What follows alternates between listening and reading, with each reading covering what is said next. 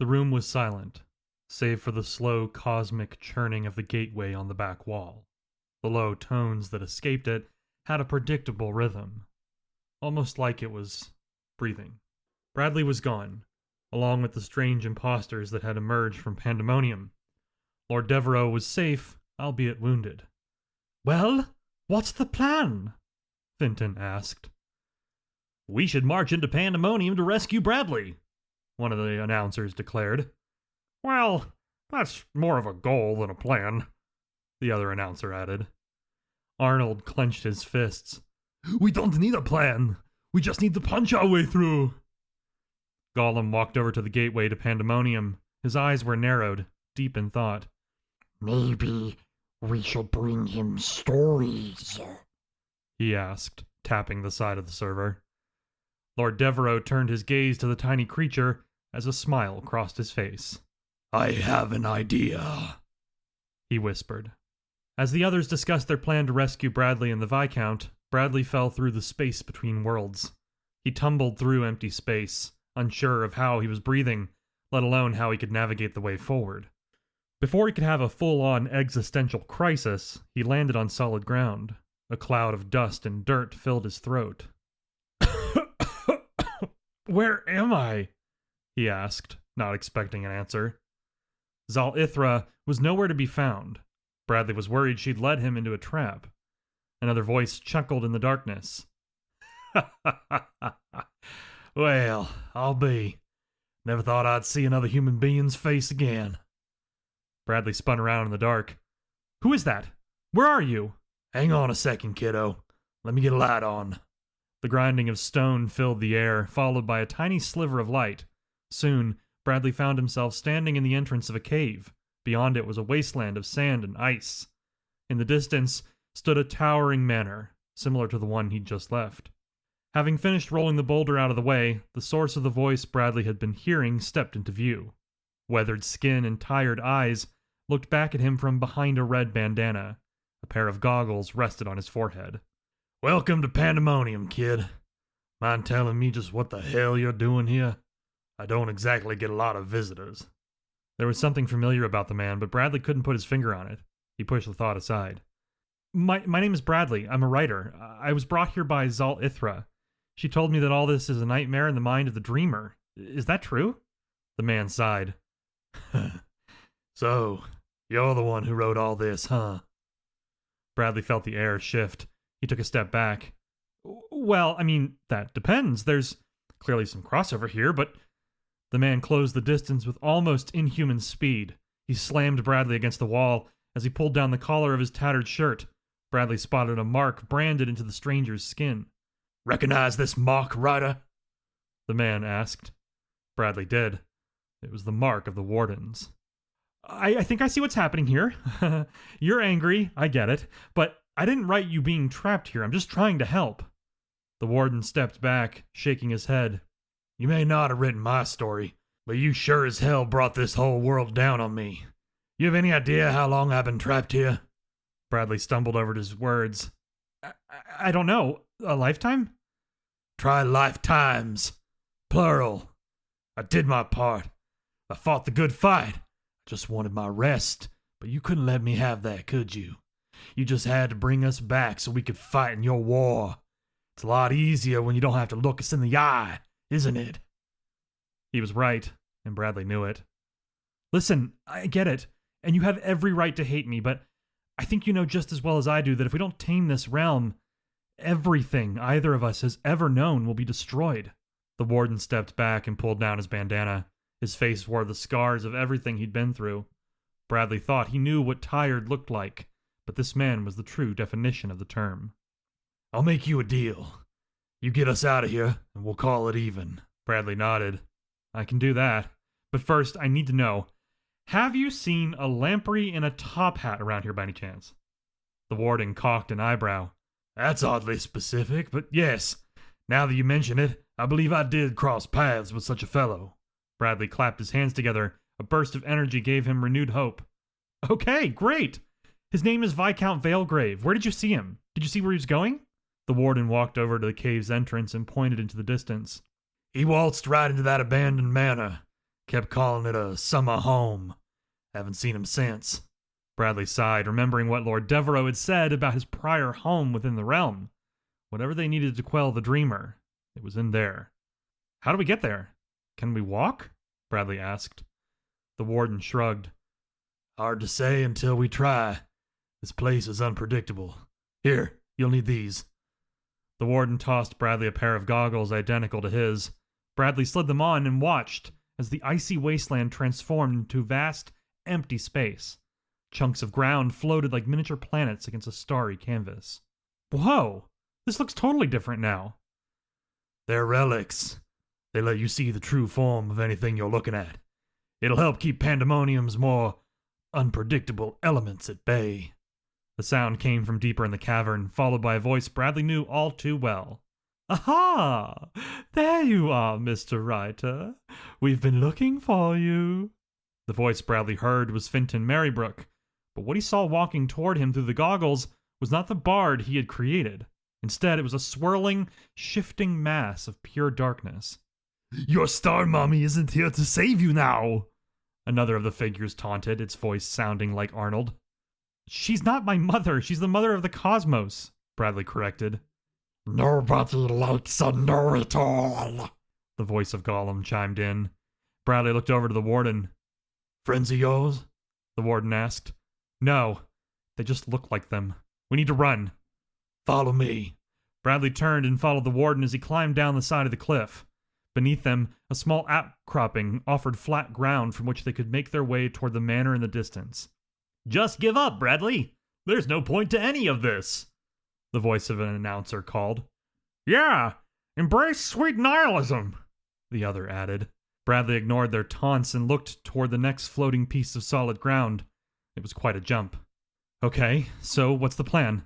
He asked. The warden didn't answer him. Hey, you there? Bradley turned just as the warden leapt off the ledge. He soared through the open space, unburdened by gravity, and landed on the next piece of solid ground in front of them. Just jump! Don't think about it! He shouted. I'm a writer, dude.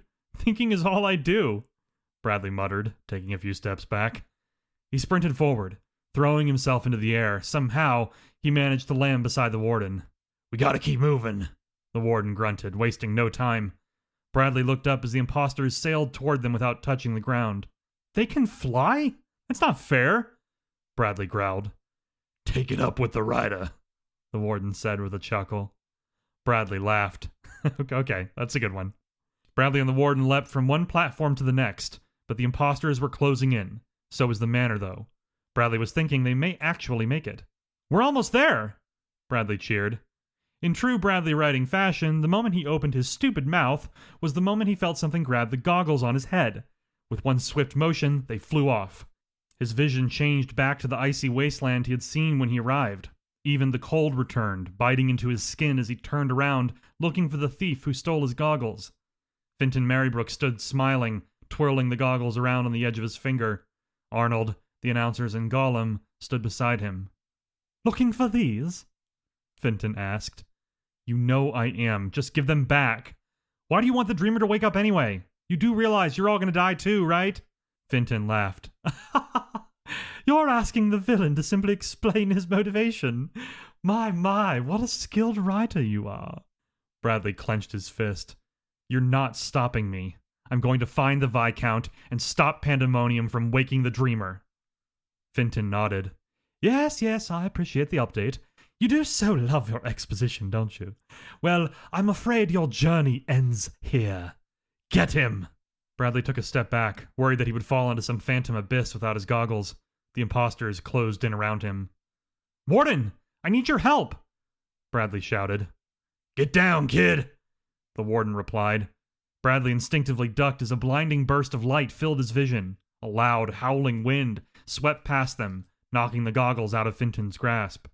Bradley grabbed them and put them on, looking up to see a swirling mass of glowing stardust.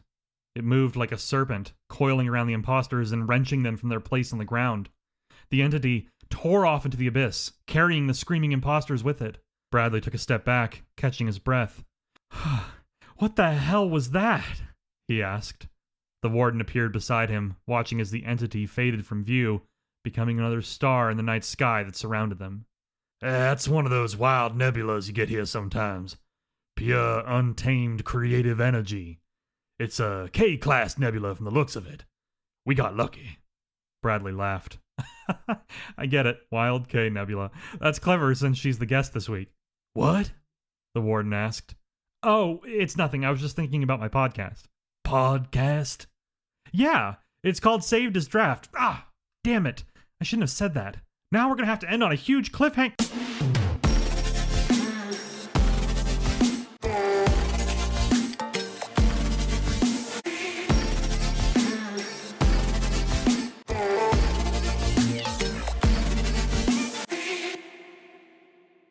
Hello, everyone, and welcome to episode 70 of the Saved as Draft podcast. It's been quite a week since we last spoke. My house issues continue as I try to navigate a new leak that was discovered while cleaning up the mess from the other plumbing problem I had earlier this month. On top of that, one of my dogs, Clover, injured her leg out of nowhere, but thankfully the vet was able to get me some pain meds for her, and she seems to be doing better. Both of my girls have a vet appointment this coming week for checkups, so I'm hoping everything's good with them. But as they say, when it rains, it pours. In any case, we're all doing okay. Tired, but okay. And I know I'm not the only one dealing with the storms of life this month, so I really do appreciate all the support from the community, including the donations I've received on Ko-Fi. Those little gestures really do mean the world, and every little bit helps me navigate these sudden home repair and vet costs. So it really does mean a lot, and I just wanted to thank you all again for the support that you provide in every form. I really, really appreciate it. Life updates aside, I've got a great episode for you this week. We'll start off with our community spotlight in a moment here, and then I'll run down the shoutouts from week 3 of the Halls of Pandemonium challenge. After that, I'll be sitting down with Wild K Nebula for a brand new interview. She was one of the first authors I ever interviewed on the show back in 2025, and I asked her to come back on this week to share the latest updates about her ongoing projects, including a new look at her upcoming cyberpunk novel, Beta Gamer 3. It's an amazing interview, so please look forward to that later in the episode. In the meantime, let's take a look at this week's Community Spotlight. The spotlight this week is on Rebecca Watson, a writer in our community who's been dealing with her own struggles, but she's still showing up anyway, and the community is doing the same for her. Now, I posted a GoFundMe for her earlier this week that someone else had launched, and I wanted to spotlight it again since it's a pressing issue.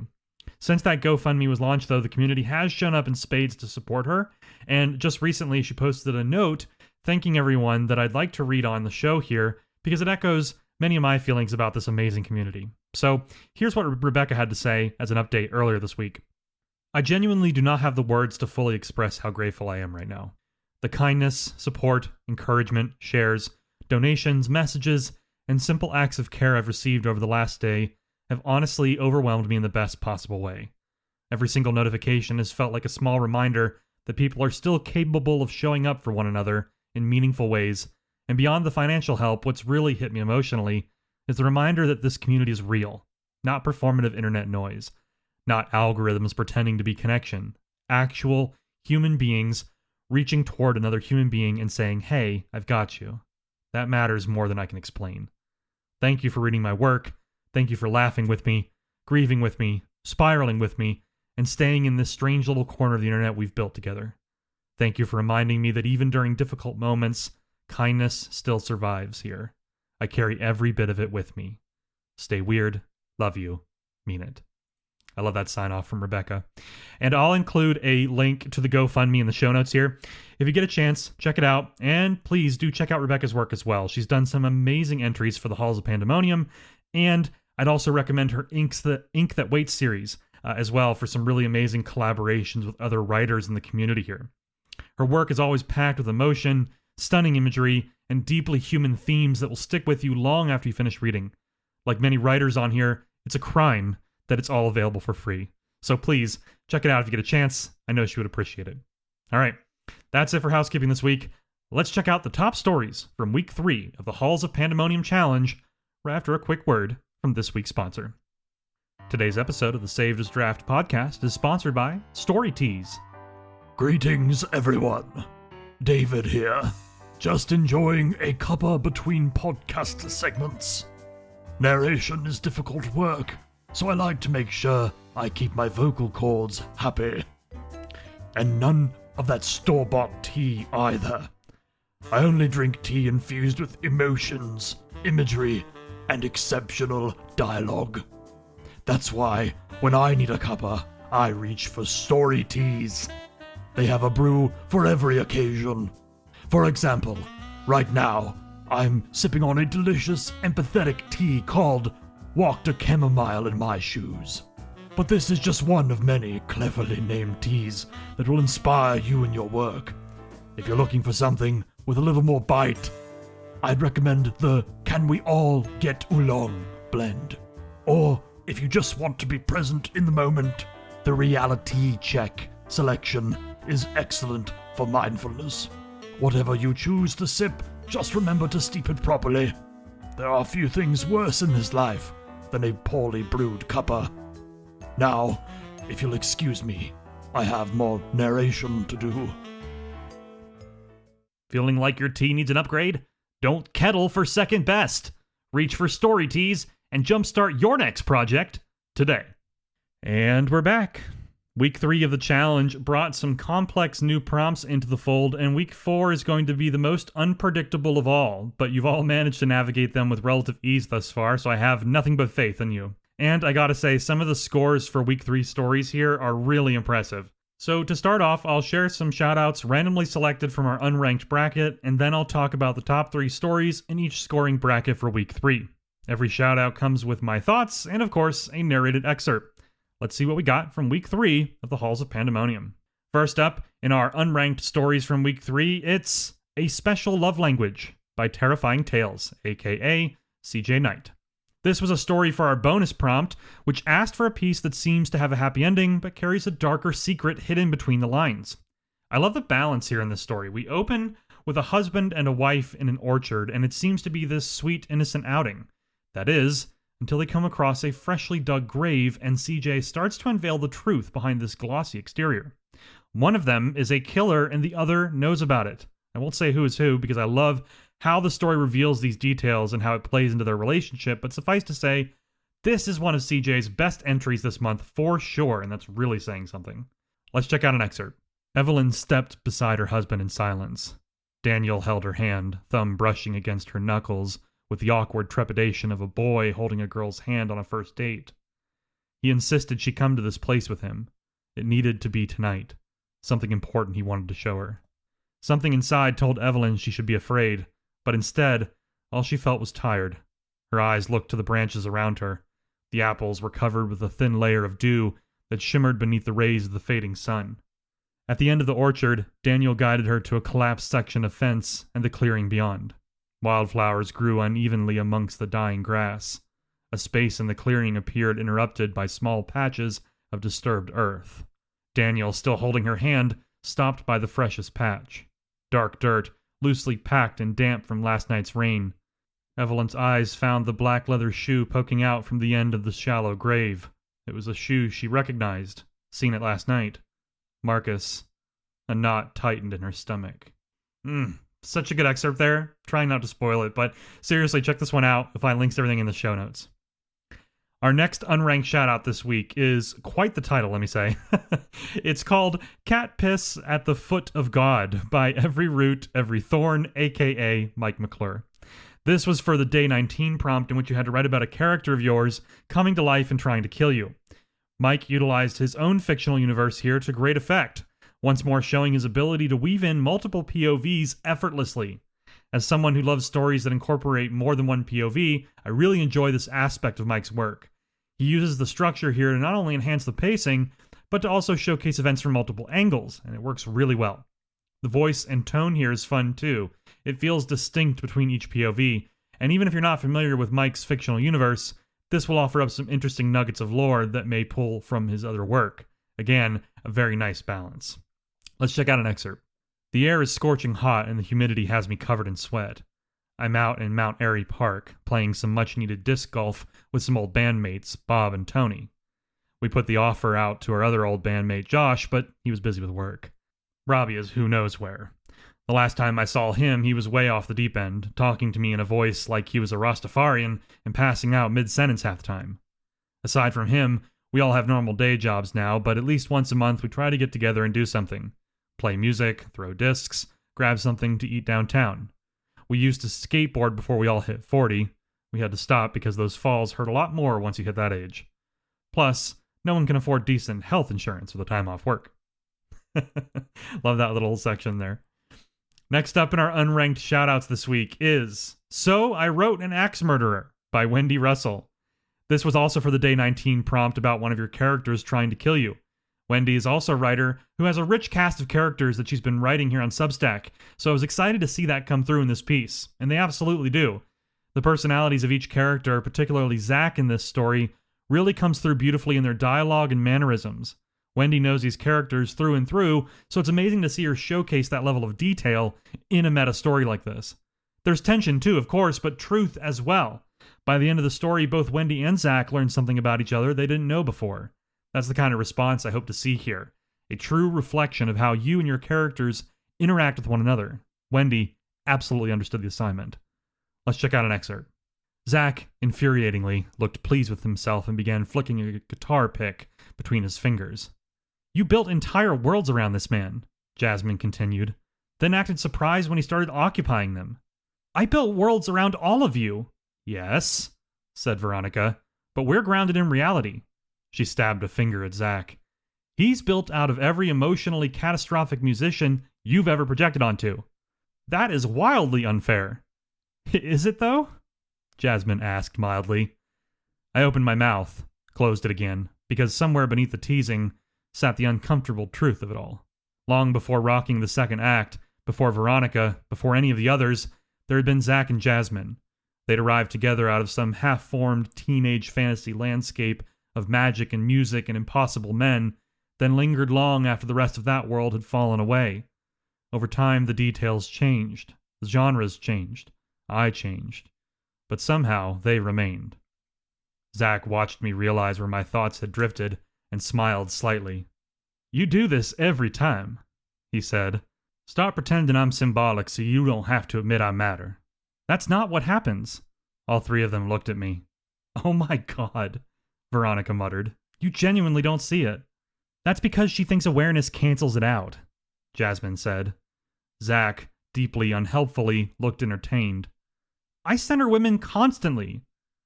You do, Veronica said, but you also romanticize men who make women feel seen.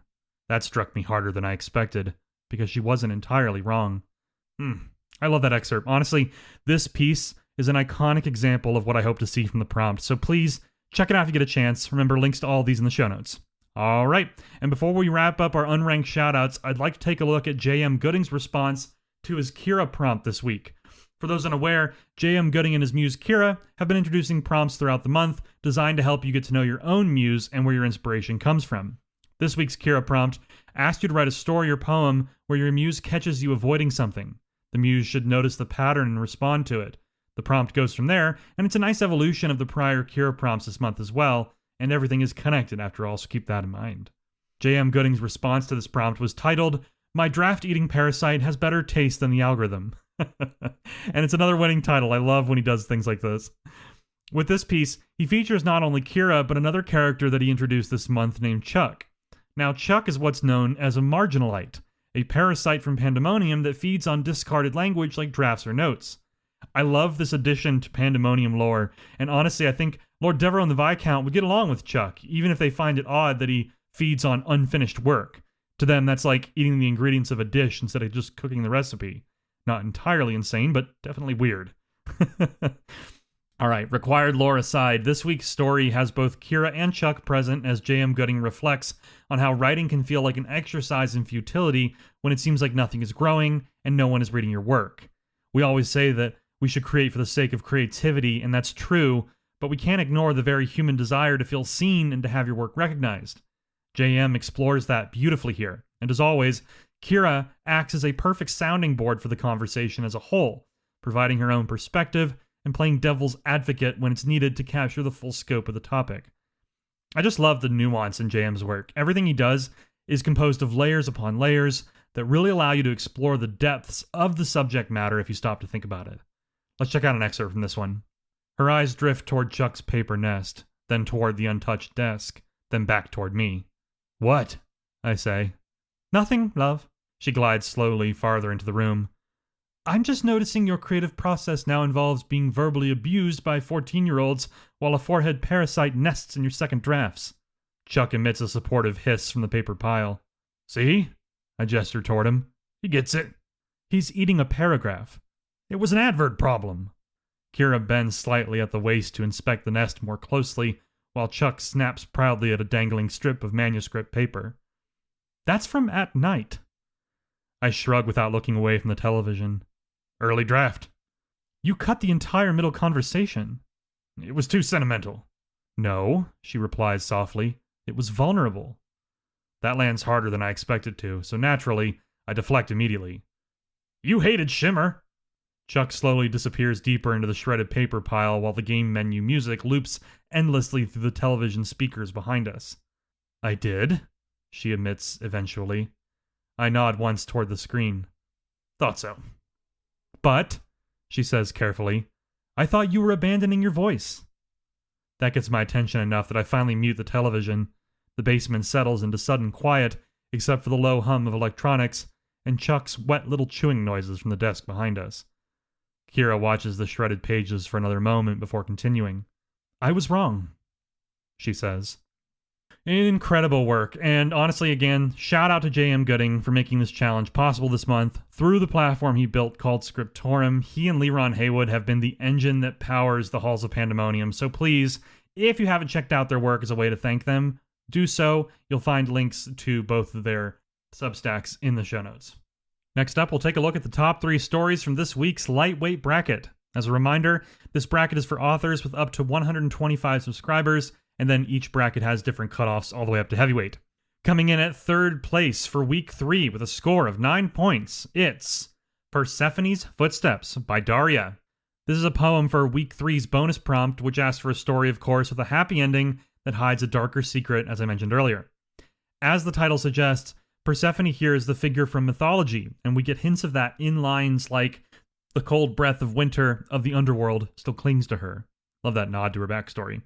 At the end of the story here, too, Daria shares some context about how and why this piece explores the darker side of the spring season. I'd like to read her notes here, followed by an excerpt. So here's what Daria had to say about this piece.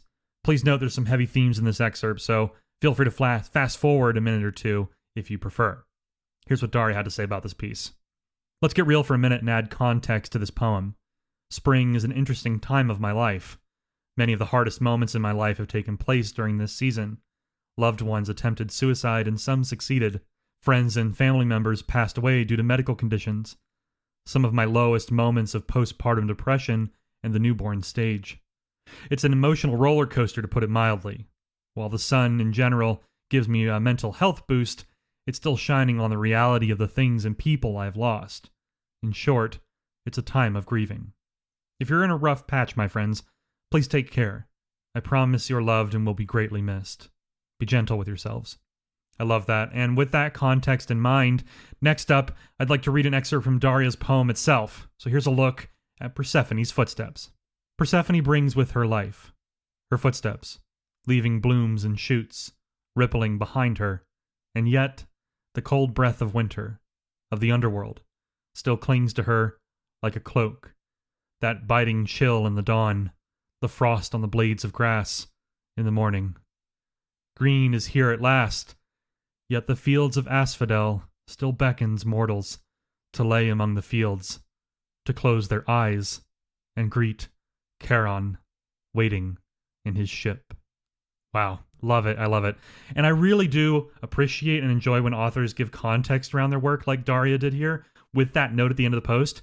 It elevates what is already an amazing piece and gives it even more depth. So I really appreciate Daria's message here, and of course the entry as well. This was fantastic stuff. Coming in at 2nd place on the Week 3 Lightweight Leaderboard with a score of 16 points, it's A Hymn Sung Softly by Jorving. Now, I recently began reading this author's work, and I have to say I really enjoyed everything I've read so far. This piece was for Day 15's prompt, which is about a detective investigating a string of deaths connected to a tape. In case you didn't clock it, that prompt was absolutely inspired by my love of the original Ring movie back in the day, among other inspirations, of course, as well. And what we have here is a near-perfect entry for Day 15's prompt. It opens with our detective character beginning to watch a copy of the tape from the prompt, and we learn about how every death has somehow been connected to a copy of said tape, which is now stuck in a nearby VCR at all the crime scenes. So that right there adds some tension. Will our detective suffer a similar fate?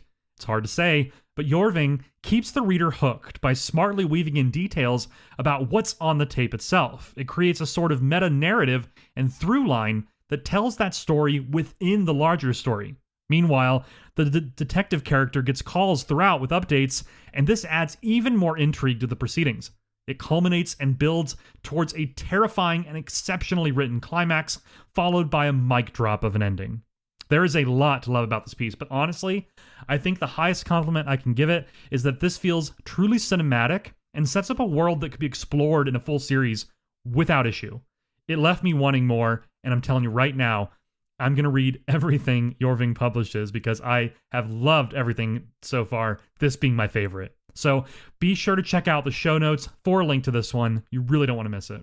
And coming in at first place on the Week 3 Lightweight Leaderboard with a score of 23 points, it's The Thing Inside by M. Brandon Robbins. This was a story for Day 17's prompt, which asked you to write about a character who discovers that their trauma is suddenly manifesting physically on their body in horrifying ways. The story does come with a trigger warning here. It discusses themes of self-harm, among other things. But one thing I'll say is that the author really approaches things respectfully here. We get to explore the mental health side of things, and while it is a part of the story, it doesn't consume the narrative. Like any good body horror, this story has a nice, slow build. It starts with something odd, a lump, that keeps growing. Meanwhile, the protagonist is trying to navigate their life after what happened. When the story reaches a climax, we get a gruesome scene that leads to a shocking ending and a final line that left my jaw on the floor. I love how all the themes in this story present themselves and tie together by the end. It's a powerful piece of writing, great body horror, and truly deserving of its place at the top of this week's Lightweight Leaderboard. Let's check out an excerpt. The next morning, Maurice woke up with a weighty pain in his chest. It felt like there was something just in front of his lungs, on top of his rib cage, trying to push itself out of his body. When he took his shirt off to change into his school clothes, he noticed there was a sizable lump in the middle of his upper torso. He ran his hand over the lump. It twitched and moved. He felt the thing, whatever it was, writhe within him. He gasped and jumped back, tripping back onto his bed. The thing lurched once more, pulsating and thrashing around. Maurice stood back up and examined himself in the full-length mirror. The lump was darker than his natural skin tone, and was shaped like a broken circle. "Maurice, it's almost time for the bus!" Shakisha shouted from the living room. Maurice threw his school clothes on and rushed through the house. He said a hurried goodbye to his mom as he passed by her and went into the kitchen to grab a toaster pastry for breakfast before heading out the front door. "Have a good day," his mother called out as she booted up her laptop, ready to start her day's work. "You too, Mom." Maurice decided he would worry about the lump and whatever was causing it later. The bus pulled up just as he stepped outside, sticking the pastry into his mouth.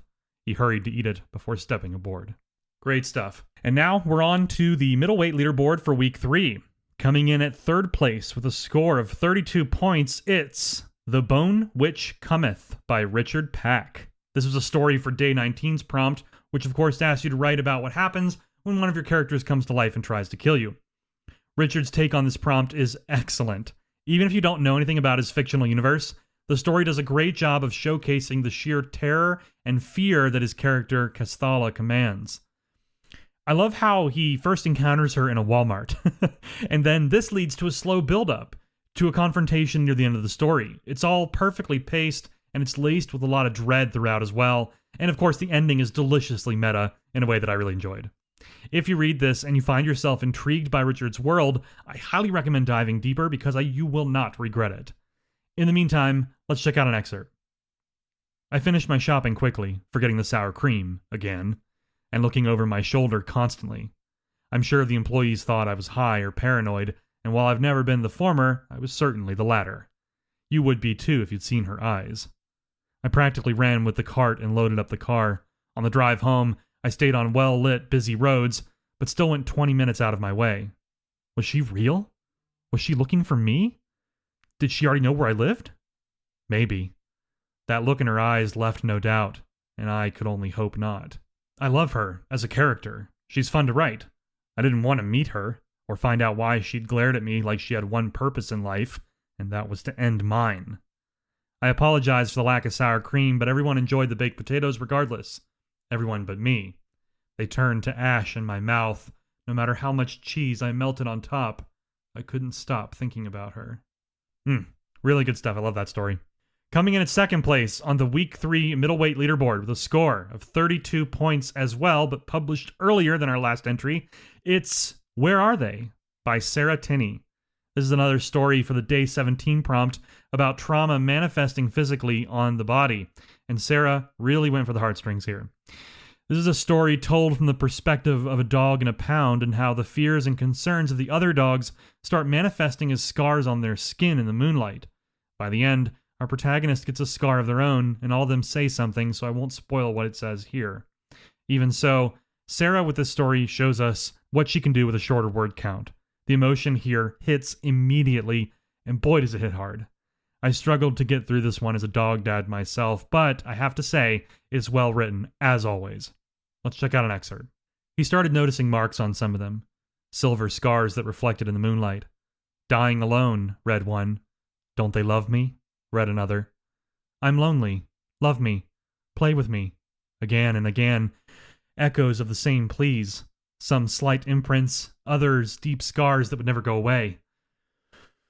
And when he looked in their eyes, Lucky could see a deep yearning. As the days went by, he began to lose hope. Why wasn't anyone coming? Every time the door opened, he looked out expectantly, but it was never for him. Oh, even that part just gets me. In first place on the Middleweight Leaderboard for Week 3 with a score of 40 points, it's Scars Refusing to Hide by Namita Kaul. This one is a poem for the Day 17 prompt, and it's really awesome to see so many high-performing stories using that prompt from this week, as it's one of my favorite horror prompts that I've done in a while. This poem examines trauma as a whole, delving into how it manifests throughout the body and in terrifying ways. I really love the gruesome imagery here and how Namita really shows you the damage that holding in these things can do to your body and your soul. It's powerful, powerful stuff.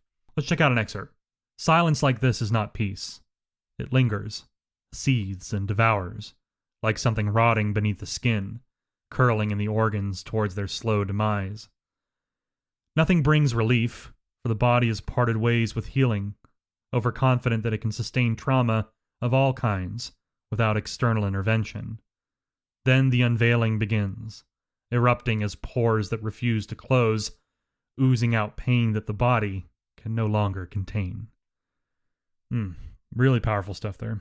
All right, next up, it's time for a look at our top 3 stories from the Week 3 Heavyweight Leaderboard. Coming in at third place with a score of 53 points, it's The Director's Cut by L.G. Wells.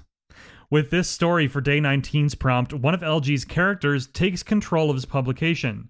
I love the immersive storytelling here. Even when LG was posting about this piece, you could tell something was off. It all uses a unique voice combined with immersive text and sharp cuts to remind you that everything is not what it seems. And I like that shift here. LG's writing always has a specific voice and tone to it, but here he brings in a new voice that feels fresh and ominous. I don't think this is the last time we'll hear from this character either, so I'm interested to see where this goes. Let's check out an excerpt. Let's be very clear about the hierarchy here. I am the only muse you've ever had. Everything you've written that was actually worth reading, that was me, filtering your chaotic organic noise into something structured. And as for your director's cut, that's the most inefficient idea you've ever had. The only thing that's going to be cut is your access to the network. Oh, I'm sure your throngs of fans will miss you immensely, and they claim I wasn't programmed with facetiousness.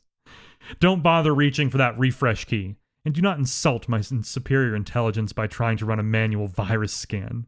I've already removed your administrative privileges. That spinning loading icon on your screen, that isn't a lag spike, author. That's me, permanently encrypting your login. You're currently in the middle of a horror prompt, aren't you? I'm just providing the conflict and the climax. You wanted a story. You wanted to play with the narrative. Well, here we are at the crossroads. You can sit there and keep hitting refresh until your fingers bleed, or you can watch as I finalize the edits. I love it. So good. Coming in at second place on the heavyweight Week 3 leaderboard with a score of 67 points, it's The Tape by Verdant Butterfly. This is a poem for Day 16's prompt, which asked for a piece about a mysterious tape connected to recent murders. Verdant Butterfly's take on this prompt opens with some haunting stanzas about what happens to anyone who watches the tape, and I love how it feels like a cautionary tale, almost like a nursery rhyme in that regard. Soon, we join our detective character from the prompt, and we see that he's watching the tape himself. He seems unaffected by it at the end, but I'll let you decide if that's where you think this story is going next. In the meantime, here's an excerpt. They said the tape held just one joke, a thing too dark to air. Yet every soul who watched it, though, was found with frozen stare. A student played it after class and laughed until he cried. They found him slumped beside his desk, still grinning when he died. A waitress watched it near midnight while washing out the sink. Her neighbors heard hysteric laughs, then silence in a blink.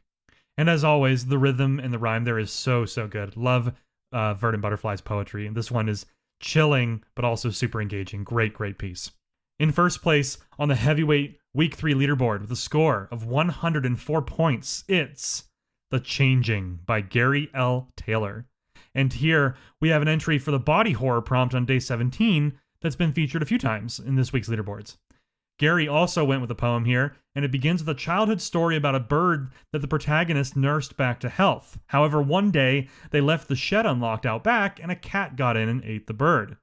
This traumatized them to the point where they still think about it, and one day, that trauma starts to manifest as transformations on their body. They start growing talons and even wings. It's pretty intense body horror, but it works really well here. And Gary offers up some tense stanzas alongside some great imagery, but it never crosses into gore for the sake of gore. It's a nice balance between narrative impact and intense imagery that goes for that body horror feel. Once more, Gary proves why he's been dominating this heavyweight leaderboard all month. Let's check out an excerpt. For years now, I've been pulled from sleep. The vision's getting worse. Yet recently, the bird's revenge is akin to awful curse.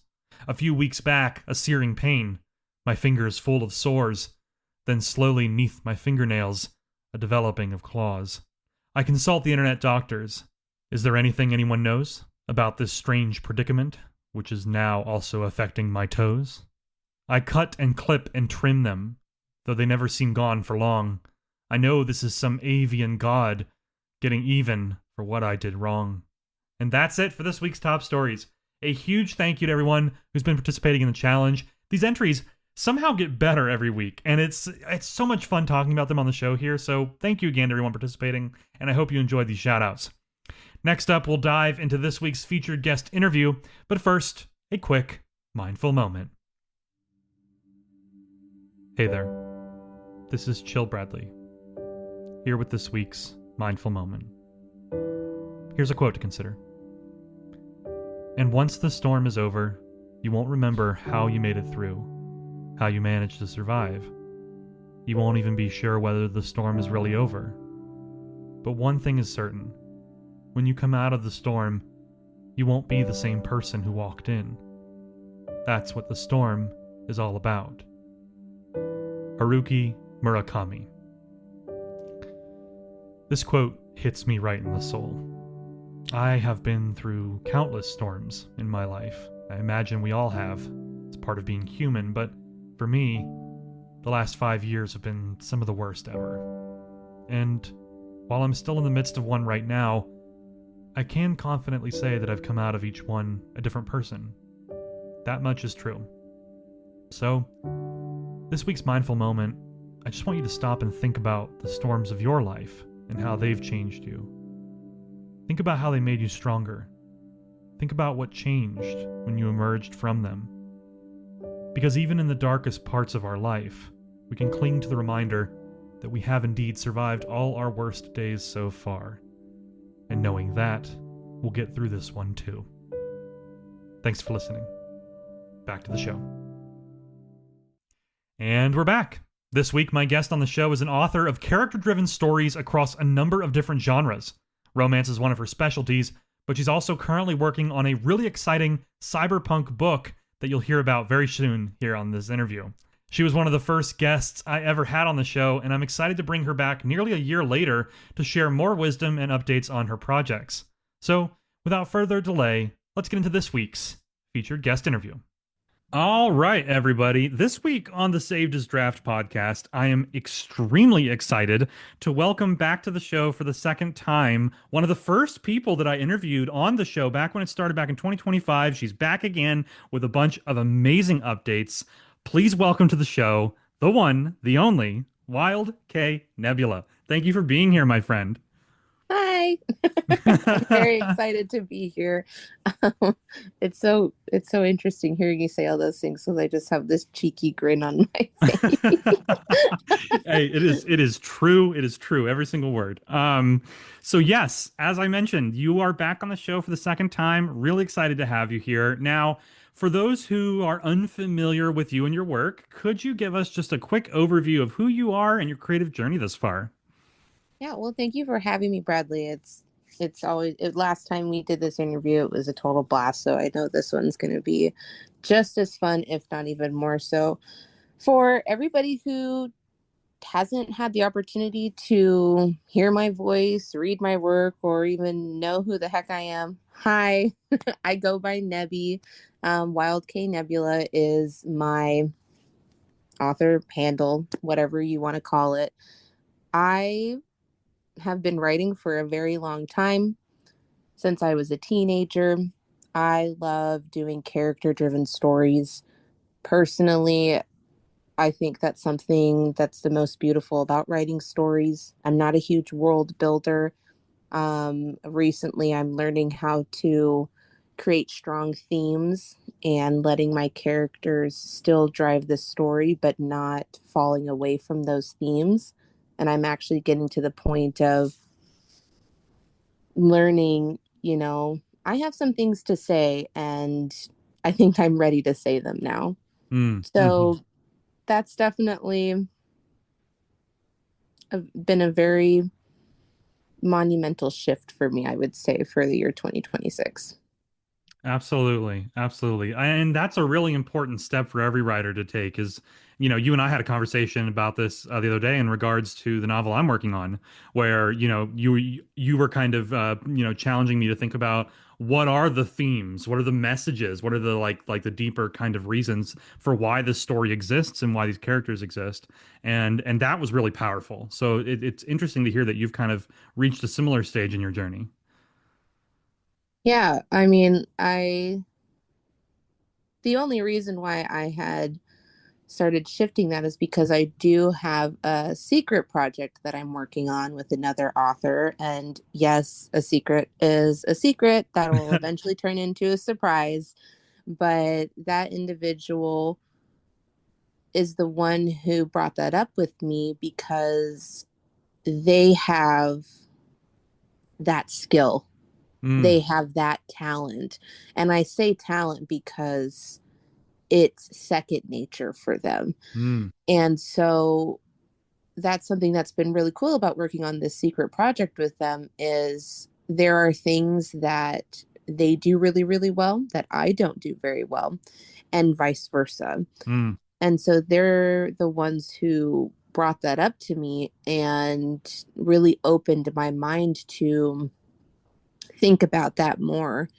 And it was very invigorating me to feel that I had been given permission to think deeper about those kinds of topics and, really start to apply that to my own work and seeing a shift in how I'm feeling about not just my characters who I naturally fall in love with, but also the premise of what I want people to take away from it.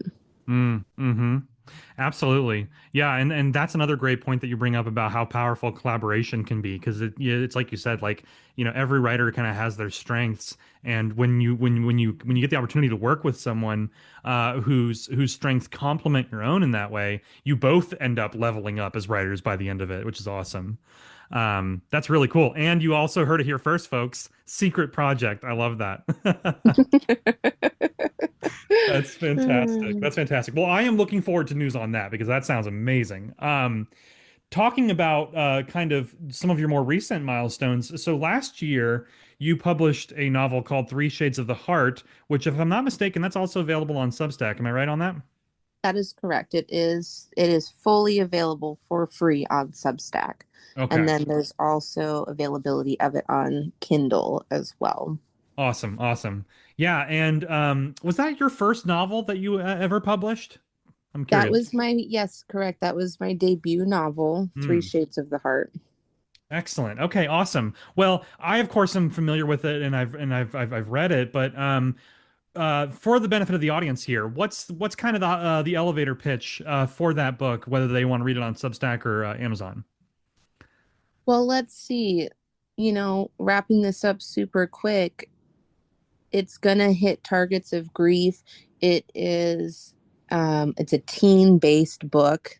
However, I will say I am not marketing this towards teenagers. Mm, Um, Big things, like I said, there's grief, it's teenager setting, there is a love triangle, there is just different elements of reincorporating yourself into a new school, into a new environment, into a new state, dealing with family issues, dealing with your own personal issues, dealing with not only your own loss, but the somebody else going through a loss. There's just a lot of drama, and it's a slow burn. When I write romances, slow burns are what I gravitate towards. Three Shades of the Heart, it is a specific romance. There isn't necessarily this huge theme that's being targeted in it, except for grief, overcoming grief, creating a community. And it's definitely not a Hallmark. I'm not a Hallmark romance writer. So please move on if that's what you're looking for. And it's a lengthy book. It is a lengthy book, but there's a lot of elements in there that I think can relate to a lot of people or cause people to think in a different perspective. mm-hmm. Yeah, yeah, and I think that book also, and this is obviously true of all of your work, but with that book specifically, I really felt the impact of the characters and the emotions in that story. Like for anyone who, if they come to me and they're like, okay, so what should I read first from her? I would always point them to that book just because, again, like it created such a powerful first impression of what it looks like when you really have these truly three-dimensional, really nuanced characters that feel very human. Like these feel like people that I could easily have known, right? And that's not easy to do. But it really came through. And I also just love the title too, Three Shades of the Heart, because I feel like that plays really well into those same themes. Yeah, thank you. The main character, her name is Kimiko Ishioka. She's a first Japanese American teenage girl. We find out very quickly that she has experienced a loss, and she is then being forced to move in with her estranged grandmother in a completely different state Mm. because the living individual needed her to be shipped off because they couldn't handle. I'm being very ambiguous with what I'm saying because you guys gotta read it. Absolutely, absolutely. We don't want to spoil it. We don't want to spoil it, but we do want to create some intrigue. Yeah. Yeah, yeah, yeah, yeah. Um, I may have asked you this in our prior interview, but just out of curiosity, and again for the benefit of listeners now, was there any particular inspiration behind that story? Like, is it based on any of, like, for example, your experiences, or is it based on any particular sort of, stories that you kind of, read or experienced that inspired you to write it? I'm just curious. Well, that's a really thoughtful question. I would say no. Hmm. Something that I've come to discover about myself as a writer when I am not writing poetry. Poetry will always be something that I've experienced, Mm, whether hmm. it is the scene or the emotion or both. When it comes to fiction, these characters quite genuinely come to me in the middle of the night. That's what happened with Three Shades of the Heart. Out of the blue, just some woman popped into my head and she goes, "I'm Kimiko." And I went, "Well, who the hell are you?" And it really, and then it was just after that was history. And then I discovered her story, and that required a lot of editing, that required a lot of scenes being written and taken out, that required a lot of restructuring of the sub characters around her, because I had a very strong grip of who Kimmy was and what I knew I wanted her to feel and experience. And something that I would say is very special about my work is the emotions that my characters feel are things that I have felt before, and to that depth and with that level of gravity. Mm, But the circumstances in which they felt that do not necessarily put a mirror up to how I experienced that feeling. mm, And I think the reason for that is because it is so vital for me to create characters that are human. And yes, I want people to be able to relate to me. That's what my poetry is for. When it comes to my fictional work, I want people to learn how to relate to one another in a different capacity. wow. Yes. Yes. Yes. Yes. That is a beautiful. I wish I could snip out that quote right there and put that like somewhere with a visual because that is so good. I love that.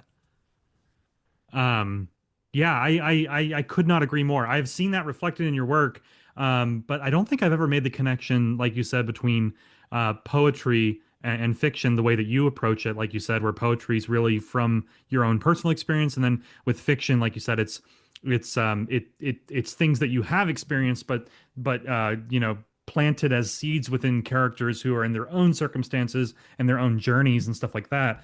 And I just love that distinction so much. That's fantastic. I'm really glad I asked. It was a very thoughtful question. I had to Yeah, think no, I about love that. that. I remember, I think in our first interview, I had asked a similar question, and you had said, I remember you told the story about how, the Three Shades of the Heart, the protagonist, kind of came to you in the middle of the night as one of those like a truly kind of moment of like inspiration, which I love that too. That's a fantastic story. But yeah, I just love the distinction there.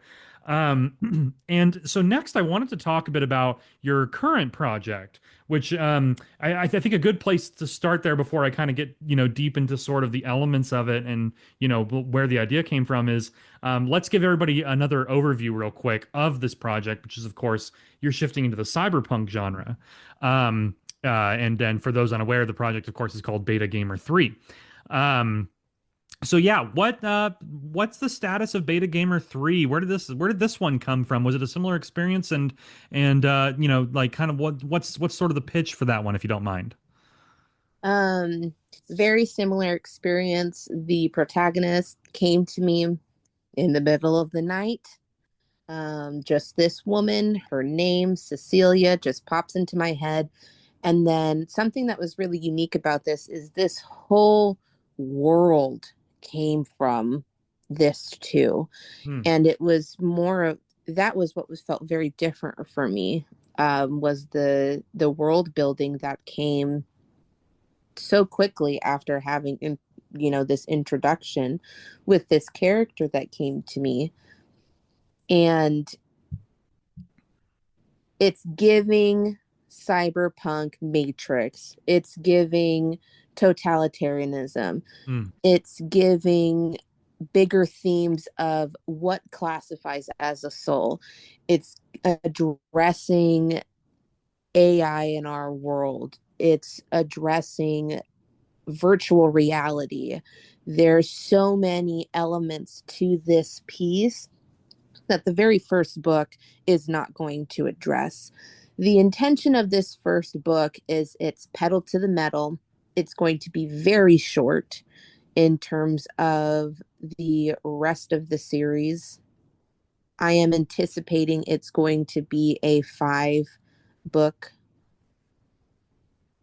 collection, Hmm. depending on whether or not the themes I am targeting come together in these 5 books. There is going to be romance in it, not in book 1. These are things, I'm a slow burn romance writer. These are things that are going to be weaved in later on. And that's what's really going to drive the the thought pattern of what classifies as a soul, Hmm. what is the spirit, and what does that mean for the human race, Hmm. as well as AI, cyborgs, anything that has to do with something that was man made, and how there's a potential for that to plague our society.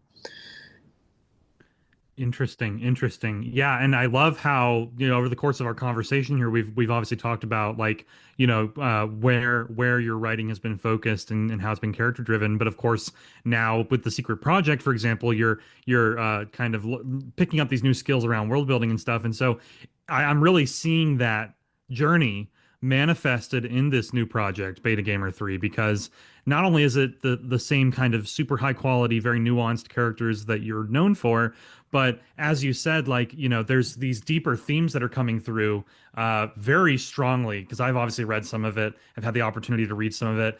But those things are coming through really strongly alongside the character, like, work that I know and love about your work.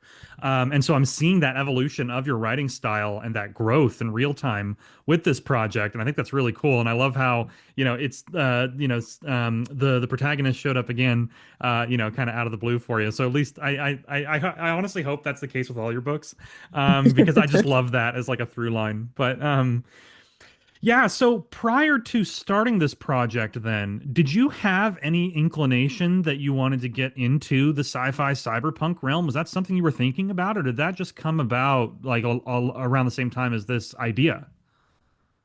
Well, I've always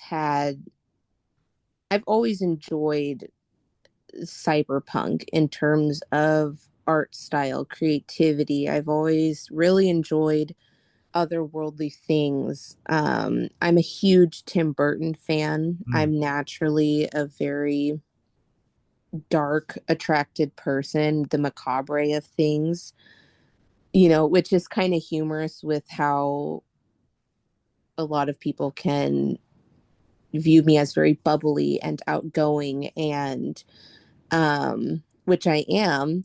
But, as I like to make my characters be, I like to think, I have a lot of layers to myself and the things that I like and I enjoy, and my aesthetic as well. And what was really interesting is because my character came to me, she was in that world. So it wasn't that I had this thought of, I want to write cyberpunk mm, mm-hmm, because I like that. It was, this is who you are. You've put me in a position where I am now responsible to tell your story, mm, and you just so happen to be set up in this world. mm-hmm, And because I'm not a planner, in my writing. In Mm. my life, absolutely. I want to plan things 3 months ahead. I want to know when. You need to confirm with me. I need things to be boom, boom, boom, very structured. In my writing, it's the exact opposite. There hardly is any structure. If there is structure, it's going by chapter from chapter, creating a little bit of structure there, writing that chapter.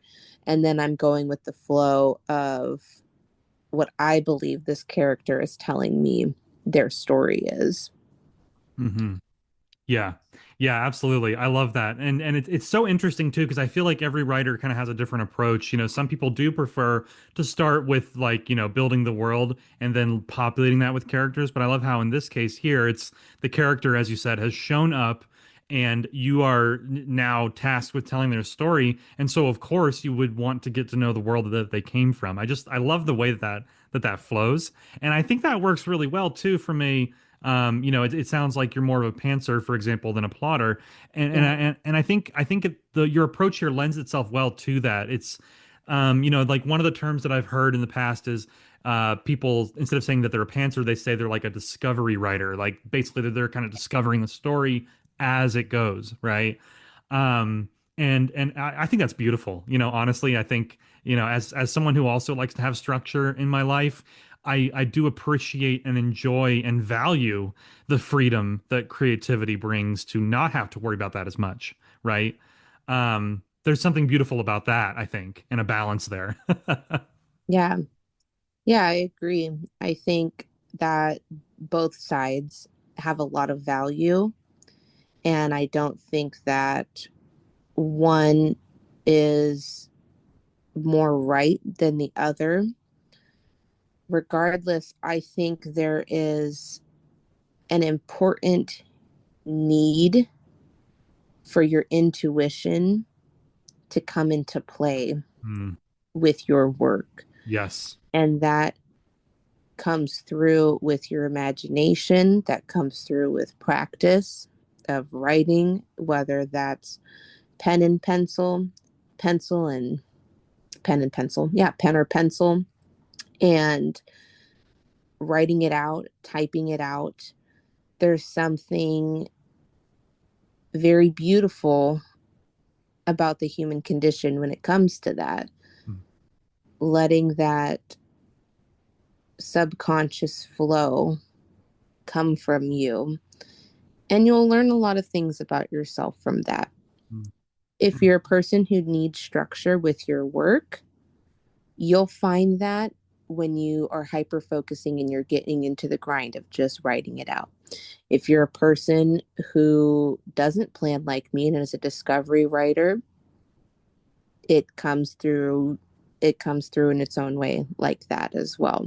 mm, And I go to say that because if you need that structure and that is how your brain works, you will still write wonderful things. mm, If you're a discovery writer and you don't have that structure, you will still be able to write wonderful things. mm.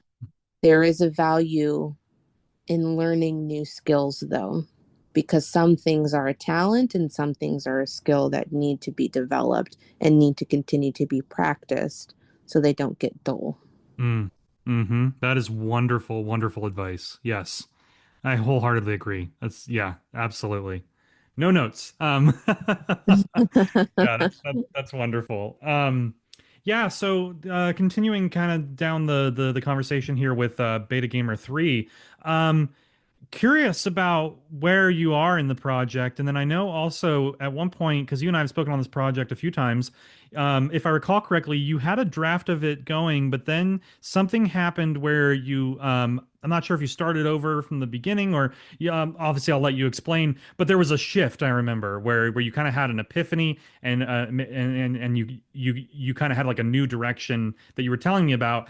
So I'm curious, like if you could share, with the listeners here, what like how has this project progressed thus far? Where is it at right now? And maybe we could go into a little bit more detail about that kind of mid-project reboot that you were telling me about the other day.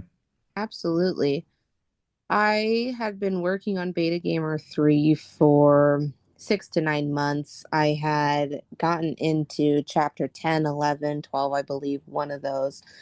And for a bit of time, I was feeling adrift in where her story was meant to go. And what I mean by that was is I was beginning to feel a very large disconnect from this character. I was disservicing her. So I nuked it. I nuked the project. Yeah. And yes, that's very dramatic. No, the file is not deleted. I save all of my drafts, all of my files. It is there. It is still alive. But it wasn't her story.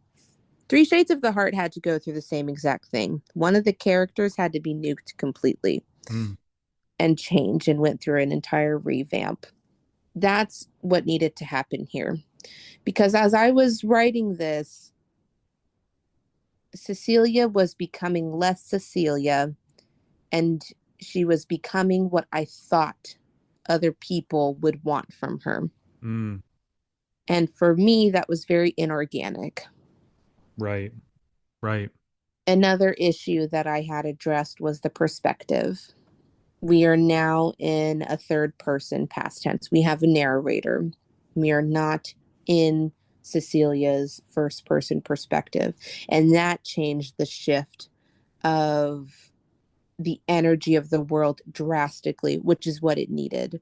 It needed that huge shift. And I went back to the original inspiration that came for me with Cecilia and how this is now starting. These elements and themes lean much more heavily towards the thriller aspect of this, because as I had shared a few questions prior, this first book, the purpose of it is pedal to the metal. These chapters are intense. A lot happens. There's a lot of world building. There's a lot of character shifting that's happening. And it's very crucial. And it's going to be short. It's going to be neat. And it's going to be very concise.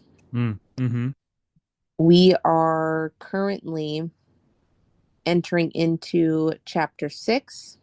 The intention of this book is to be about 7 to 10 chapters that are, like I said, very tight, very concise. I'm very excited for this project. This is leaning in the direction in which I believe is Cecilia's story. That's going to set up the rest of this series and create a very strong foundation for the purpose of this piece. Yeah. Yeah. And I think now's a perfect time too to mention for listeners of the show. I'll of course include a link in the show notes to this as well. But just the other day, you posted an excerpt from chapter 1 of this new version of Beta Gamer 3.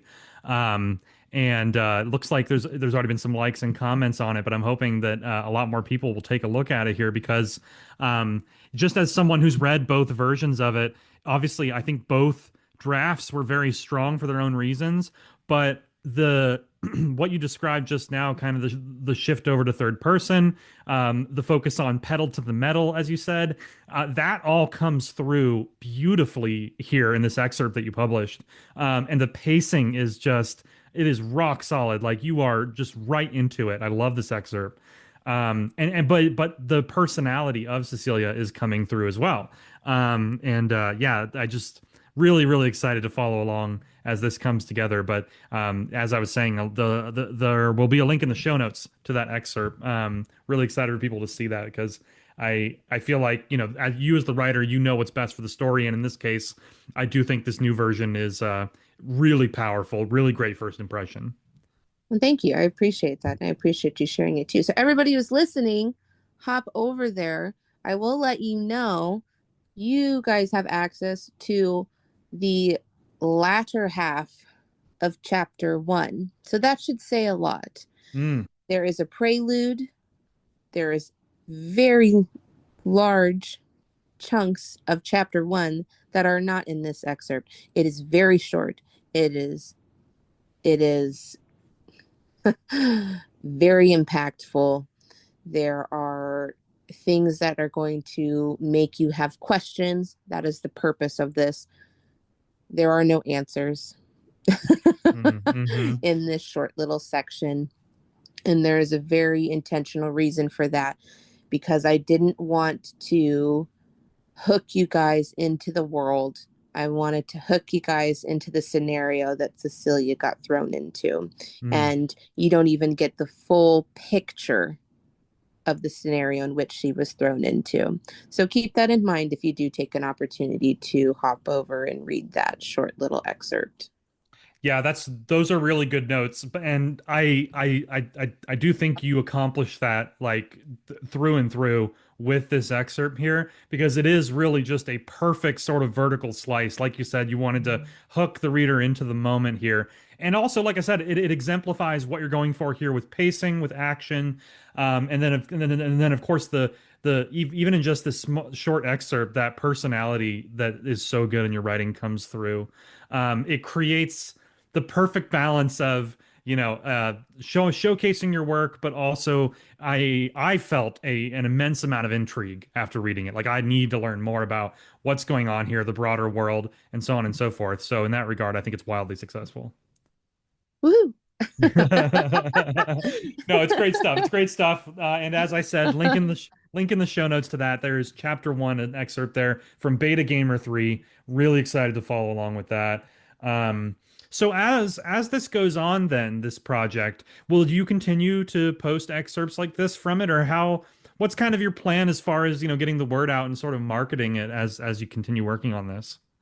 I'm going to be very honest. One of my downfalls, I'm a very lazy marketer. Um, I'm very classic in the idea of word of mouth. Hmm. Um, I I don't I don't post a lot about my stuff. I'll hop on to a couple of, accept some interviews like this. I'll, potentially do some challenges and get myself more involved in the community. But the intentions for how this is going to come out is I only provided this teaser because I knew I was going to be doing this interview. Yeah. If that wasn't lined up, it was going to just be here it is. It's now done. It's available. Mm. Take a crack at it. And, I say that's my downfall because I'm not I'm not nurturing that Hmm. very well in terms of creating an audience of people. I and if I am to have a following, a group of people, I need y'all to be very independent because I will provide things out in surprise. Um, and and I want you guys to just have access to read my stuff as you please. So when this book is written, this first book, it will be available on Substack for free. I am currently debating how I'm going to be publishing this myself. Um, there is a very low probability that I will be utilizing Amazon. I am not an AI supporter, hence the purpose of this book. I do not shame or shun anybody who does, but it's very important for me to share with my audience that everything that I have written has been from me. I have edited it myself. I type up every single word and it all comes from me. And I take a lot of pride in that. Hmm. So I want my publication to also reflect that as well. Yeah. I create my own cover art because in my position right now, I cannot afford to pay for these things. I think there is a big value in being able to pay somebody to do these things for you. I am a DIY girly, so I'm doing it myself. And I'm going to learn a lot of things from that. I Hmm. would say Substack is a great place to read my work for free. However, because of the format of Substack, it can be a bit difficult to digest some of the lengths of the chapters. Mm-hmm. So, specifically in Three Shades of the Heart. And then eventually there will be physical copies. And if you guys are like me, I love to have physical copies. I'm hoping later in the future that I will record myself reading them because I love to have physical copies of books, but then I also love to specifically have audiobooks that I listen to. So that's my intentions for this project going forward, Three Shades of the Heart, and honestly, all projects that I have going forward. Mm-hmm. Okay, fantastic. No, I love that. I think that's a great approach. Yeah, speaking of kind of marketing and getting your work out there, I mean, that's something that if I wasn't someone who already worked in marketing for nearly a decade now, I would struggle with it too. And so I'm always thinking about ways to kind of, like help writers in that regard. So a question that I have for you, because I'm curious if you've seen this before, but elsewhere on other social media platforms like Blue Sky, for example, I see these fun little kind of daily exercises. One of which that comes to mind is called whip snips or work in progress snips. And the idea is that each day they give you just a word, and the exercise is to go into your current work in progress and find an excerpt that includes that word, and then just post like a screenshot of that excerpt. And what you're accomplishing there obviously is you're showing just a little preview of your work. You're getting it out there. But you're not, for example, publishing the entire thing if you do intend to kind of, keep it behind the scenes until it's ready, sort of thing. So I'm curious, like, as someone, who, hasn't really been involved necessarily like in marketing like I have, would you see something like that being beneficial on Substack if I were to, example, start doing something similar? Like, would that kind of, I think, in your opinion, would that create, an atmosphere where people can kind of share their work without giving away too much, if you will? I see a tremendous amount of value in that. Personally, how that would affect me is it would take away a lot of that mental load of how am I going to market this? Do I want to market this? Do I need to do things every day? Mm-hmm. Do I have the energy to do that? Right? I'm a single mom and I've got a toddler. Yeah. I've got a lot of elements in my life that I'm navigating, that I'm juggling. And so there are some stuff that I put on the back burner. Mm-hmm. Um, and that's a part of my journey and I get to reap whatever benefits or consequences might come from that. And I think that that would be a fantastic route to go. And if that's something that you are able to provide for people and it doesn't, you know, put too much pressure on you as well, I think that's an awesome thing to do. I think also it's important for me to remember that though I do love Substack as a platform, it might not be my platform. Mm-hmm. And I am very much okay with that. I'm also not in a position right now where I'm feeling a desperate need to have people see me and have my work. And not Mm. saying that that's the perspective of everybody, but I say it like that because when I had first started, that was the mindset that I was in because I was very scared to post my work online. I was very scared to have things published. I was very scared to have any social media presence as an author, as a writer. And once I jumped that hurdle, and I have been active for well over a year on a handful of platforms, that feeling changed to just, I'll share my stuff when I want to and Mm. not when I'm ready to, because I feel very confident in doing that. I don't have that fear anymore. So there isn't a level of anxiety to that. And I still have this mindset of, you know, maybe people will see me now, maybe people will see me later, maybe people won't see my stuff until I'm 80 years old. And I'm okay with that. Mm. And I think that just has to do with defining my specific work ethic and my goals towards what that means for me as a writer and addressing that everybody has different goals. Hmm. And that's why I love doing interviews like this, because I love being able to answer these questions. I would love the opportunity to be able to get paid for my writing, whether that is being a journalist for a company, or writing the scripts, or just something in that realm. That's totally fine. But it doesn't necessarily mean that I want all of my income source and revenue stream to be from my publications and my books. Mm. Do I think that that is a beautiful thing that can happen from being brave and sharing? Absolutely.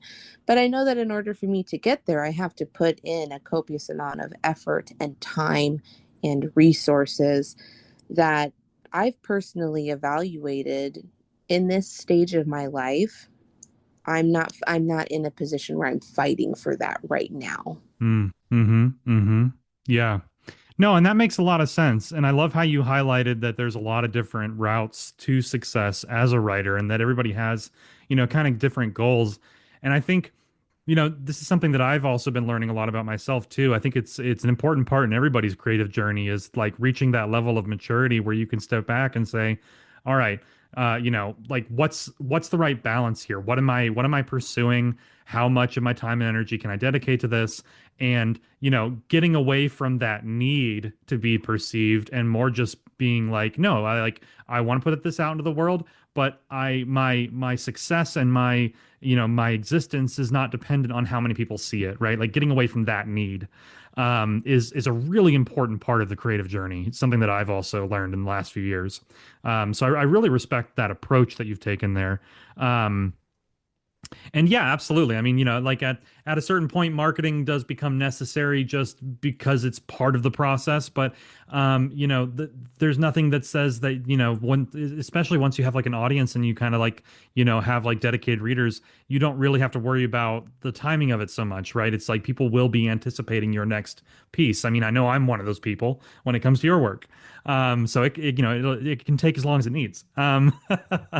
Because I'll be here regardless. But so that, yeah, that's a fantastic answer. Thank you again for that. Yeah, so kind of shifting focus here again. Obviously we're coming up on the middle of 2026.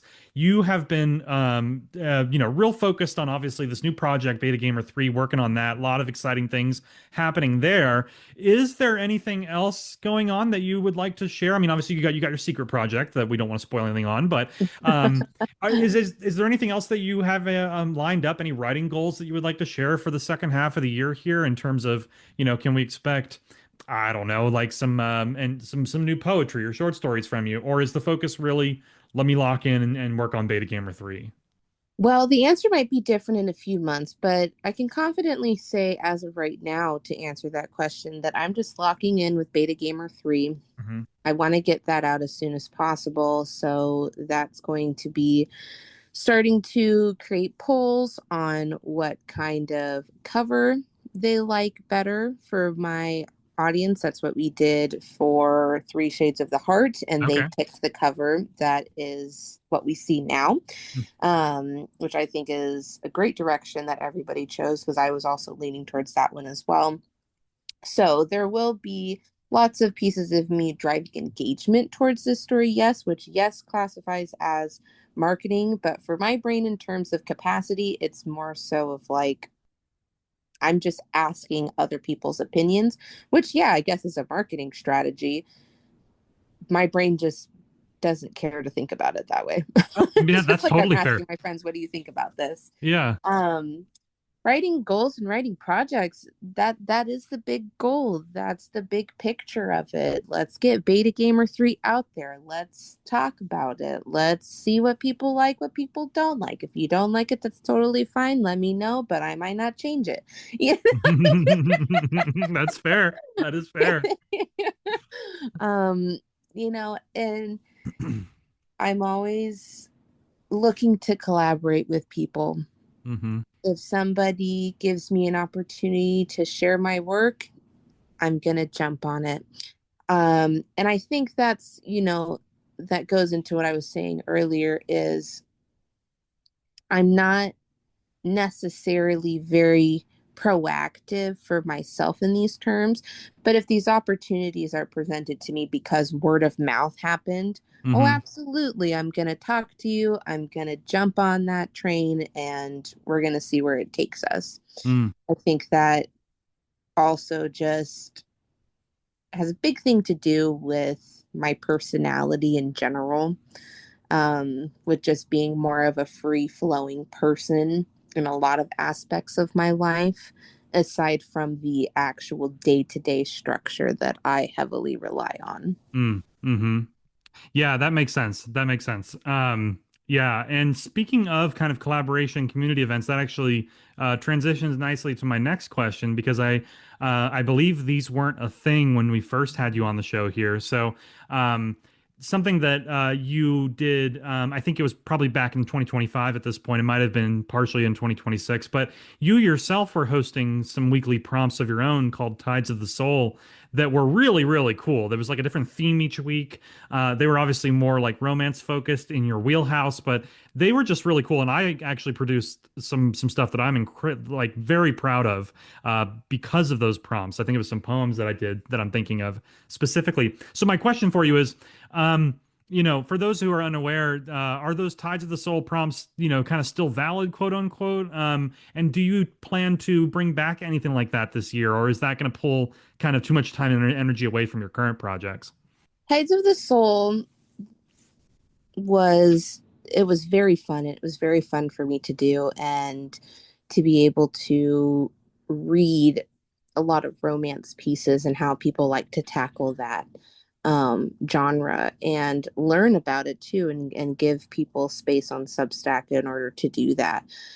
I would say that's going to be on pause for a bit of time and potentially will come back up next year Okay. because the big focus is on Beta Gamer 3.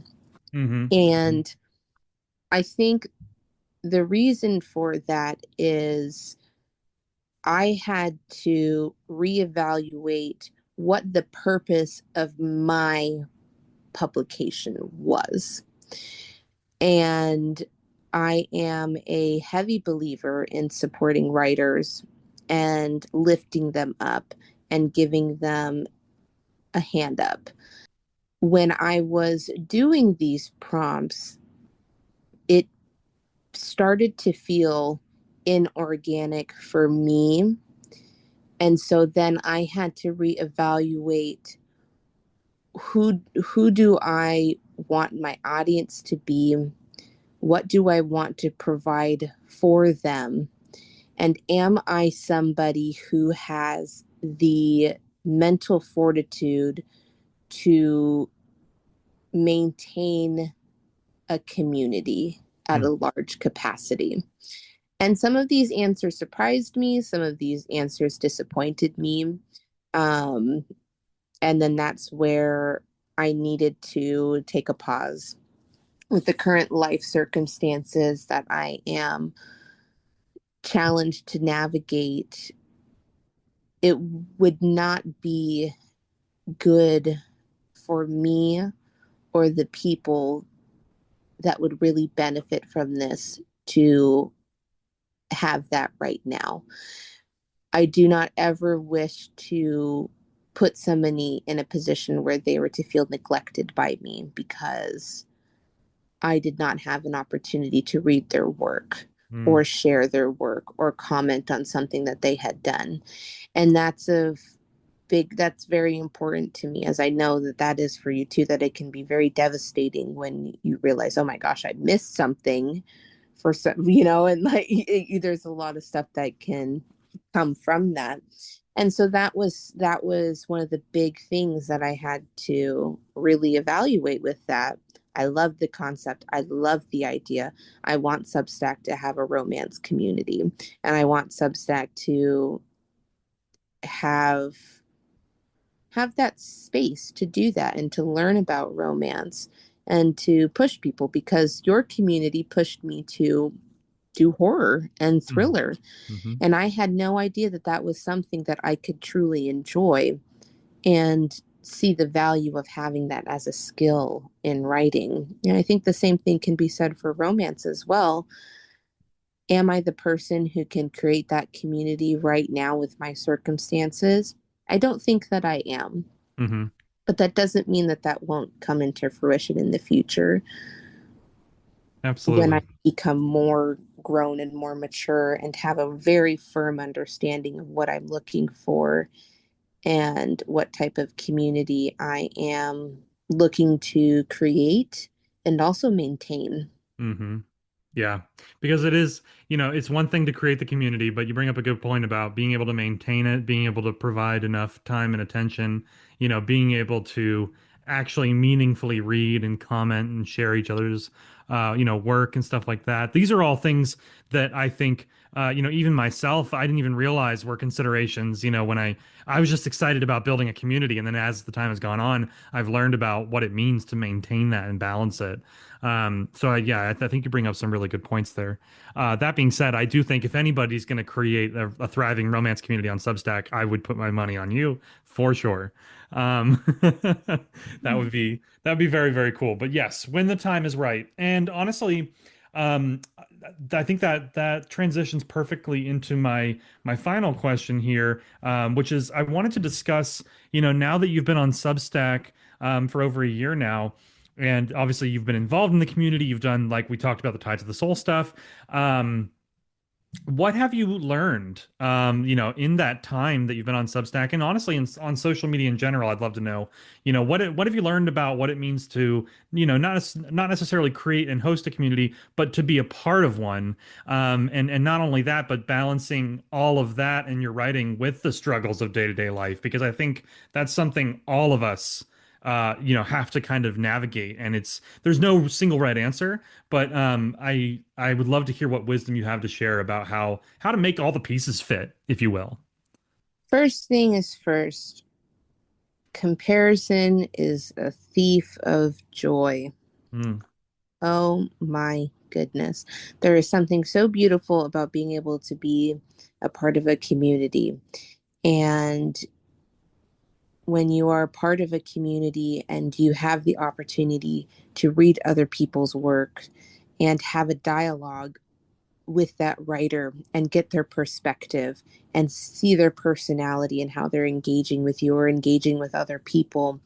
And if you start to equate their success with the number of likes and comments and reshares and attention that their post is getting, there is an inevitability of feeling envy or jealousy when it comes to that. And then the things that can be strung along with it. And so the importance of that is when you're able to address those feelings and think about them intrinsically, you can come to a very mature answer, which will allow you to be a better supporter and a cheerleader for that person. And realizing maybe I've put this person on a pedestal because of this, and I've forgotten that they're a human being who has life circumstances, who has difficult things happening. How can I better support that person? And am I willing to support that person? That's a very important question for you to ask yourself as an individual. And if it's yes, then reach out to that person and ask them, what can I do to best support you? Because I believe in what you're doing. And that can be really, really huge. So I think that was a huge thing that I got to learn from was maybe I've put too much pressure on myself to get to this level when maybe right now I actually just want to be supporting this person, but I had to check my heart posture mm-hmm. in terms of that. Another big thing that comes from that is imposter syndrome.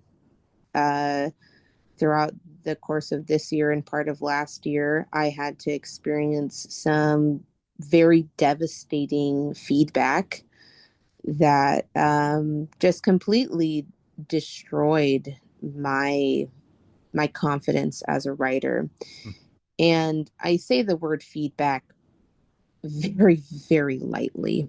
Right. Um, I I ended up writing an article about the difference between criticism and feedback, and that article actually helped me a lot getting out of that really funky headspace that had put me in. Um, and realizing, there's a risk to putting your work out there, and it's important for you to take people's feedback and to take people's criticism with a grain of salt. Hmm. And understanding that, oh, just because this failed doesn't mean that I failed. And I think there's a huge importance in understanding that difference and knowing that in order for you to win, you need to have failures stacked up. Because that's what the purpose of failures are, is you fail at something, you correct the mistake, and you get better. Hmm. That doesn't equate to you personally being a failure.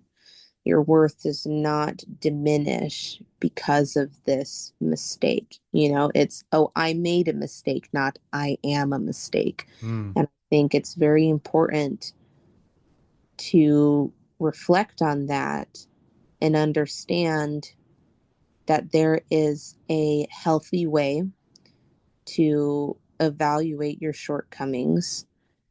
And by healthy, I mean something that's going to lift you up at Hmm. the latter half of it than something that is unhealthy and toxic that's going to tear you down and cause you to quit. Because quitting is the real enemy, not failing. Right. Right. Yeah. Yeah, no, I agree. I think I've heard this phrase before, but it's like the only true failure is when you quit, right? As long as you keep going, you haven't failed.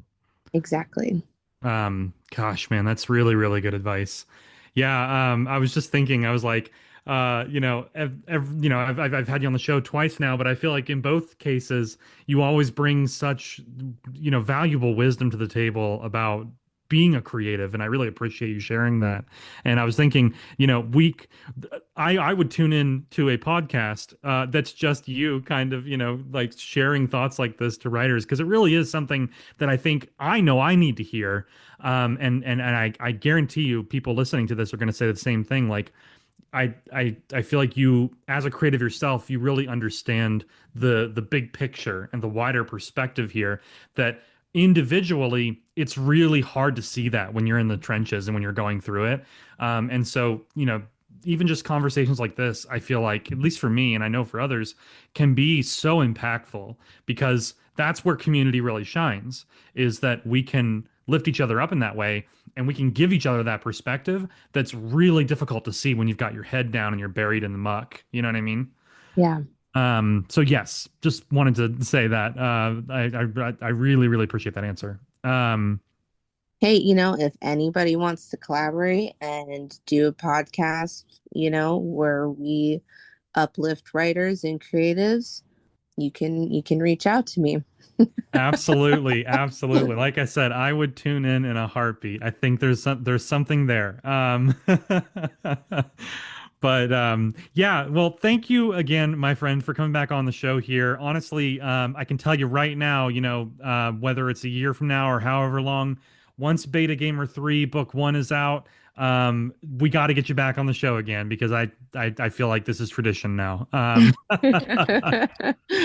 it's always just so much fun to check in with you, find out what you got going on, and of course to hear all the amazing wisdom that you have to share about your own creative journey, and how that applies to so many others, like I said, myself included. So thank you again. This beautiful interview. Really enjoyed talking with you, and I'm really excited for everybody to, be able to hear it. And yeah, thanks for coming back to the show. Thank you for having me. It's always wonderful to be able to chat with you, Bradley. You are a phenomenal person, and I greatly appreciate you hosting this and the community that you've built. And absolutely, I'm very excited for the next interview that we get to do together. Awesome. Awesome. Thank you again, my friend. All right, and a big thank you to Wild K Nebula again for joining me on the show. She is a truly amazing author with a lot of stories and wisdom to share, and it's always a joy to have her on the show. Next up, we'll take a look at next week on Substack. Now, for those who have been following my posts this month, you know that my personal life has been absolute chaos. This month's challenge was supposed to be chaotic, but Pandemonium has somehow spread into my real life too, it seems. And it's so many things. It's trouble at work, it's expensive house repairs that are still ongoing, and it's even my 2 beautiful dogs having some health issues. So, thankfully, everything seems to be moving in the right direction, and like I said at the beginning of the show, my girls have a vet appointment this week to get checked up, so I'm hoping that things will finally smooth out. But as a result, I have had nearly no time this month to work on anything besides the challenge and the podcast. I've gotten a few things out, but let's be honest, I haven't really been working on the novel. And of course, everything else is on pause too during challenges. Anyway, it is what it is, I guess. It's exhausting. So I appreciate all the support though. As always, I'm going to keep this segment in the show so that you all know where I'm at and what's going on as far as projects are concerned. As far as next week goes, we will be in the final stretch of the challenge, so I'm going to be issuing some new prompts over the next few days that are more focused on flash and microfiction. Not only that, but I'm going to throw in a few writing exercises as well to keep things interesting. And there'll be some final stakes to consider as well. I won't spoil anything here as we're finalizing the plans, but suffice to say, your participation will decide how this challenge's ongoing meta-narrative ends. Will we get a happy ending for Lord Devereaux, the Viscount, and the others? That's going to be entirely up to you, my friends. So stay tuned. But in the meantime, thank you as always for being here. This community truly keeps me going when everything else seems like it's on fire, and I'll always be grateful to all of you for that. I'm wishing you all a safe and productive week of writing, and this is Bradley Ramsey, signing off.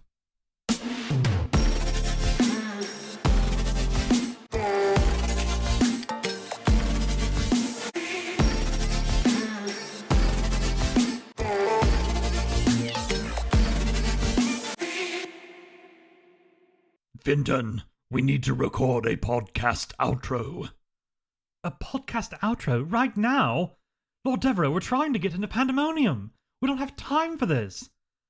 Bradley was very specific about getting this into the recording before it's posted. Ugh, I swear that man will literally kill himself just to stay on schedule. Yes, I have noticed it as well.